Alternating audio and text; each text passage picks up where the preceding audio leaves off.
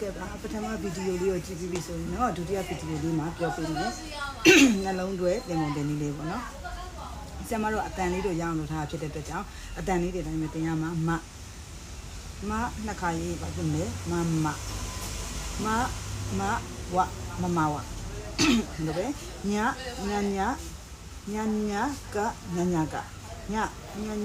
ညကအဲ့လိုကြပြအတန်လေးနဲ့တန်ပေါက်တင်ပြီးမယ်ဆိုရင်တော့ပို့ပြီးတော့ကလေးကမှတ်မိတယ်ပေါ့နော်လွယ်တယ်ပေါ့မဝညကဘထစသဖြင့်သင်လို့ရပါတယ်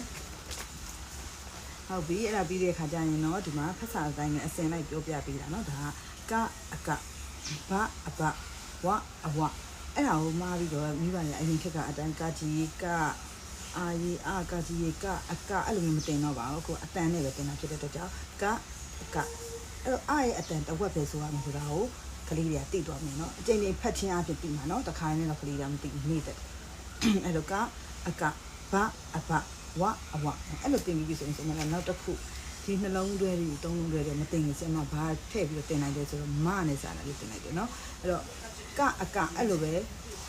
မက sorry ကမကထမထเนาะစမစ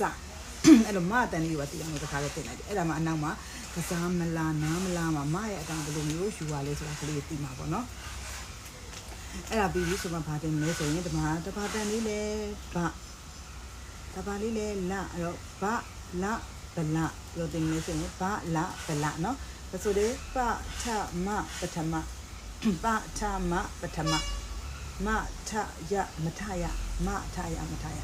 ပထမတန်းစာကိုပဲမပြီးတော့အတင်းတင်ခိုင်းနေလေတင်ပြီးတော့တင်ပြနေလေဆိုတော့လေပထမတန်းမှာအောက်တက်ချေမှာနောက်ပိုင်းတန်းမှာအစင်ကြီးမှာဖြစ်တဲ့အတွက်ကြောင့်ဆရာမတို့ကပထမတန်းကိုတေးချာချာလေးတင်ရတာဖြစ်ပါတယ်ဟောလာပြီဒီမှာတော့တင်ဂီတနဲ့တင်နီးဆိုတာမျိုးဒီမှာတင်ဂီတလေးပေါ့နော်ဒီကတော့စန်တစ္စလာကလေးဟာအဲ့ဒါရေးချပါငငယ်တော့ဆိုခဲ့တဲ့ကြပြလေးပေါ့နော်ဒါတွေကတပ်ပုံတွေတူတူပြပြလေးမလို့သိချင်နေလို့ဒီတိုင်းပဲလာကလေးလိုမျိုးရေးချလိုက်မယ်ဆိုရင်အဲ့ဒါရေးချလို့ပြောရတယ်နော်ဒါပါလေရေးချဆိုရင်သူ့ရဲ့အတန်းကအာဆိုတဲ့အတန်းဖြစ်တယ်ဆိုတာကိုရင်ပါလာအောင်ပေါ့ဒီခါလေးပြောနော်အာဒီနာမည်ကတော့ဘာခေါ်လဲသူ့ဒါလေးကိုဘယ်လိုခေါ်လဲဘယ်လိုဖတ်လဲဆိုရင်တော့ရေးချအခက်တခုမှာတွဲလိုက်မယ်ဆိုရင်တော့သူအာအတန်ဖြစ်တယ်ပေါ့ကမှာတွဲရင်တော့ကာအတန်ဒါကနောက်လေးချင်ကမှလာဒီမှာနေမကောင်းပြီးခါစားဖြစ်နေလို့